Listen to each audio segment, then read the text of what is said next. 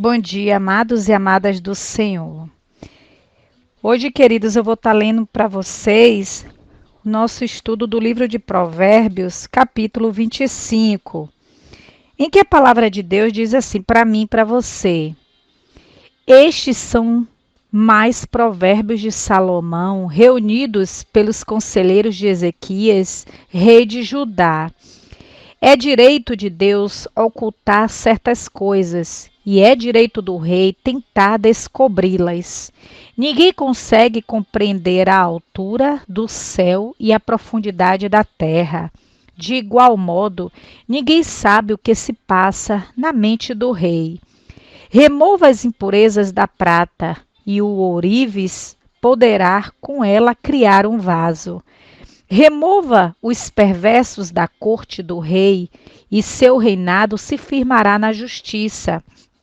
Não chame atenção para si diante do rei, nem exija um lugar entre as pessoas importantes. É melhor esperar até ser convidado perante os nobres que ser mandado embora e humilhado em público. Só porque você viu algo, não se apresse em ir ao tribunal, pois o que você fará no final, se seu oponente lhe provar que está errado? Quando discutir com o próximo, não revele os segredos de outra pessoa. Do contrário, você ganhará má fama e nunca mais se livrará dela.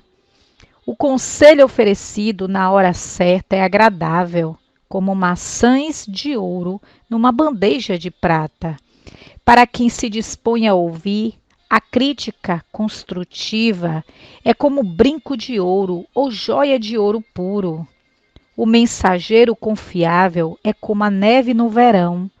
Reanima o espírito de seu senhor. A pessoa que promete um presente, mas não o entrega, é como nuvens e vento que não trazem chuva. A paciência pode convencer o príncipe e palavras suaves pode quebrar ossos. Se você encontrar mel, não coma demais para não enjoar e vomitar. Não visite seu vizinho com muita frequência, pois deixará de ser bem-vindo. Mentir a respeito de outra pessoa faz tanto mal quanto agredi-lo com um pedaço de pau, feri-la com uma espada ou atingi-la com uma flecha afiada.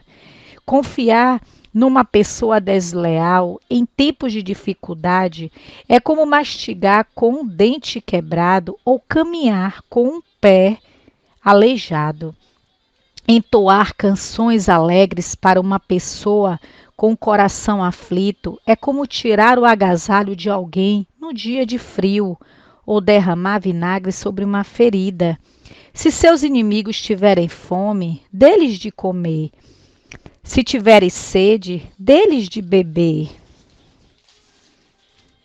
Você amontoará brasas vivas sobre a cabeça deles, e o Senhor recompensará.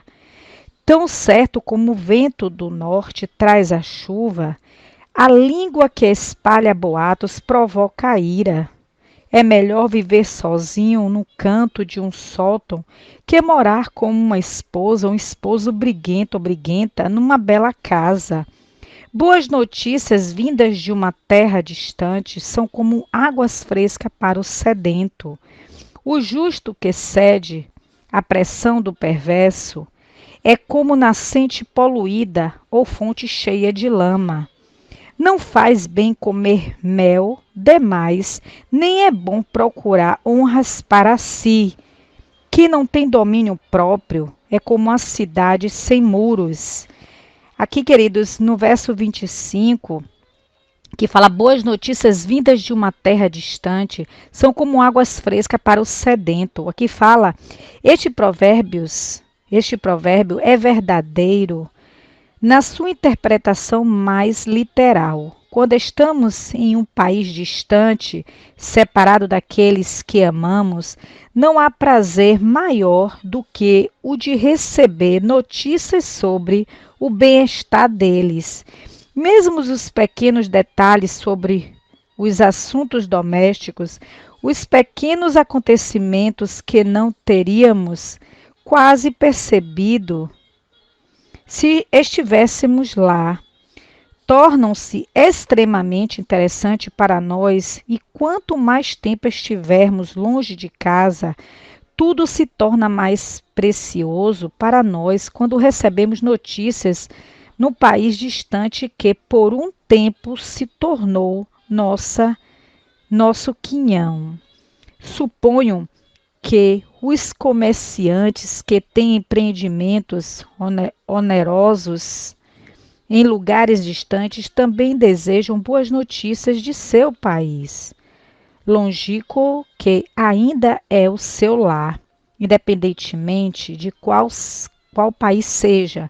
Salomão enviou seus navios para vários países estrangeiros quando vieram notícias de Jope de que os navios estavam à vista que haviam retornado da Índia ou do Pilares de Hércules, trazendo todo tipo de coisas preciosas. O príncipe mercante ficou muito satisfeito e sentiu-se que boas notícias vindas de uma terra distante são como águas frescas para o sedento. Este é um texto para o verão e não para uma noite de inverno. Somente em um de nossos dias de verão mais quentes que podemos apreciar plenamente a ilustração aqui empregada. Precisamos estar com muita sede para poder sentir o valor da água fresca para matar nossa sede. Ao mesmo tempo, penso que podemos, sem grande imaginação, nos colocar na posição de alguns para quem a água fresca é quase como a vida vinda a vida vindo da morte, onde para Agar no deserto com seu filho, a quem ela colocou sob um dos arbustos, para que não o visse morrer. Já não há água na botija e ela anseia por um gole refrescante que poderia salvar a vida do menino. Então o Senhor abriu os olhos dela para que visse um poço de água no deserto. E quando ela encheu a botija, entendeu o que a água fresca é para uma alma sedenta. Pense também em toda a nação de Israel no deserto, chamando em agonia, porque não havia mais água para beberem. Nessa altura, eles começaram a murmurar contra o Senhor e contra Moisés.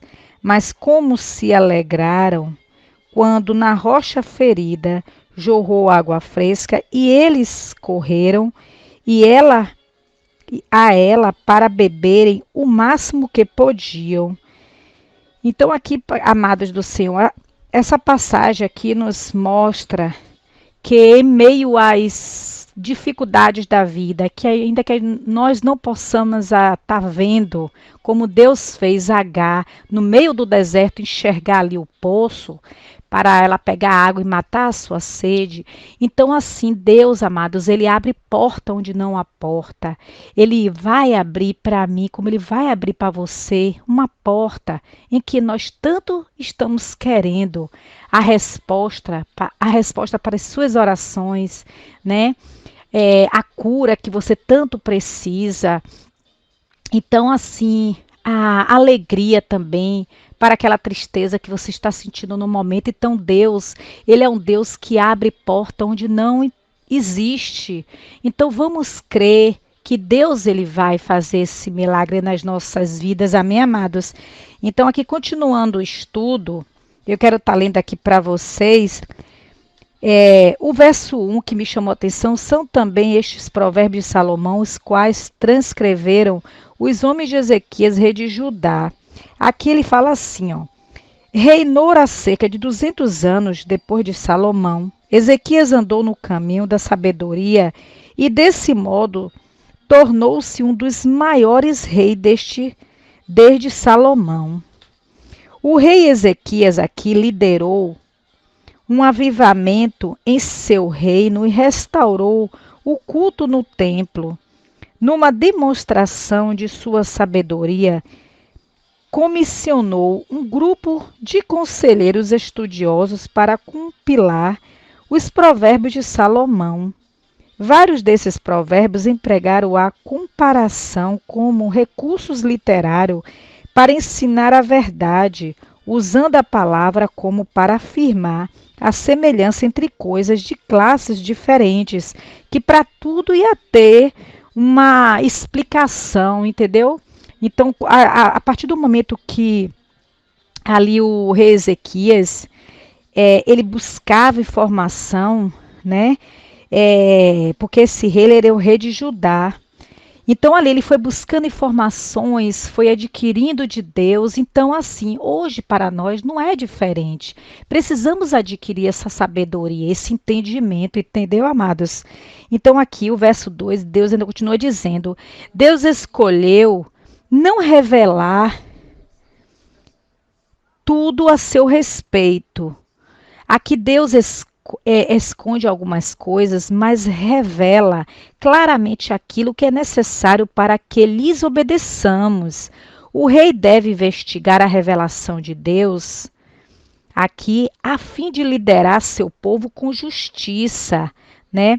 Esses versículos não louvam a pesquisa acadêmica, mas a competência administrativa. Então o rei, ele precisava de sabedoria piedosa para tornar decisões sábias, né? Até o próprio rei, ele buscava de Deus, né, as decisões sábias para seu povo. E aqui também o verso 12 diz assim: uma repreensão dada em amor. O que é isso? A recebida com a intenção de obedecer na hora certa, no lugar certo e da maneira certa é mais preciosa do que o ouro. Então ali precisamos repreender quando for preciso, com amor, na hora certa, no momento certo, né? No momento em que você sentir paz no seu coração para você poder aconselhar alguém, porque tem momentos, queridos, que não é todo mundo que quer ouvir uma correção construtiva, ainda que doa. Às vezes tem pessoas que não preferem não ouvir, entendeu? Então, assim, precisamos ter o cuidado de sermos pessoas, né, para estar ali aconselhando no momento certo, no momento de Deus. Amém, amados? Então, aqui, o verso 16 e 17 fala assim: achaste mel, come apenas o que te basta, para que não te fartes dele e venha vomitá-lo. E também o 17 diz: não seja frequente na casa do teu próximo, para que não se enfade de ti e te aborreça. Aqui esses dois versículos falam assim, ó: todo exagero pode ser problemático. Existe uma diferença gritante entre um apetite saudável e a cobiça ou glutonaria. A ilusão é de que o resultado do excesso será êxtase e não náuseas. Então aqui, não sejas frequente assim numa casa de um vizinho, né? Torne uma pessoa preciosa para dar a ideia de que uma visita se torna mais valiosa quando ela é rara. As boas maneiras levam em consideração os sentimentos dos outros. Não visite ninguém com tanta frequência a ponto de sua presença se tornar incômoda, mas o suficiente para que cada visita sua seja especial. Como diz aqui o Provérbios popular, acaba a amizade quando começa a familiaridade. Então, assim, que a nossa presença venha a ser de bom grado às pessoas, que a nossa presença venha trazer conforto, venha trazer alegria. E não assim nós devemos estar com frequência, muitas das vezes nos tornando um incômodo. Então precisamos saber quando nós precisamos estar naquele local, na hora certa, no momento certo. Tudo aqui a palavra de Deus está nos ensinando, amém? O 21 e 22 aqui diz: se o que te aborrece tiver fome, dá-lhe pão para comer. Se tiver sede, dá-lhe água para beber, né? Aqui a palavra de Deus diz que a bondade, sobre a bondade a compaixão. E não vingança deve caracterizar os cristãos.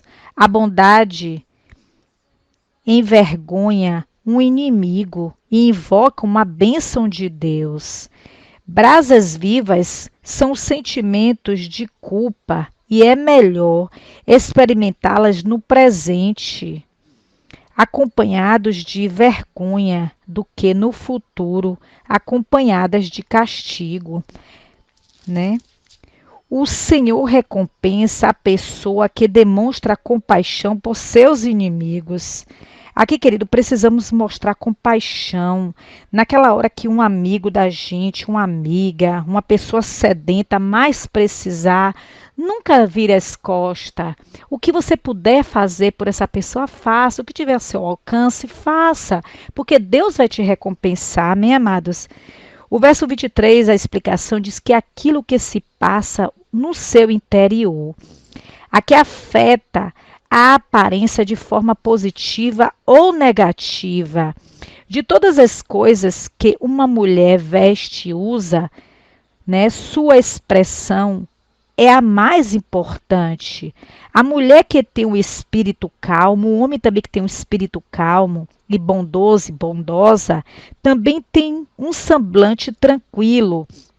Então, aqui, a palavra de Deus está sempre nos ensinando. Precisamos ter calmaria, precisamos buscar de Deus essa paz, esse entendimento, amém, amados? Para que nós venhamos a ser pessoas que, aonde nós formos, as pessoas se agradem da gente.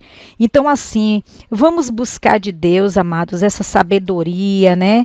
Vamos ser paciência um com o outro, vamos buscar mais de Deus, assim, né? Sabedoria, inteligência.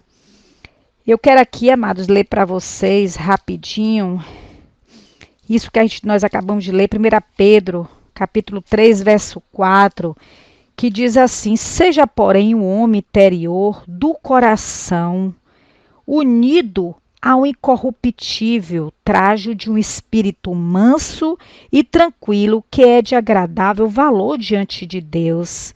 Né? Então, vamos ser pessoas, amados, que traga a tranquilidade de um espírito manso e tranquilo, que é de grande valor diante de Deus, e creio que vai ser também de grande valor diante dos nossos familiares, diante de nossos amigos. Amém, amados? Então, assim, eu agradeço a presença de todos por este estudo da palavra de Deus maravilhosa, e é assim que Deus nos recompense, nos ajude a cada dia, que cada vez que nós buscamos de Deus, Deus ele se revela para mim como ele vai se revelar para você. Amém, amados? Deus abençoe a nós todos e um bom dia.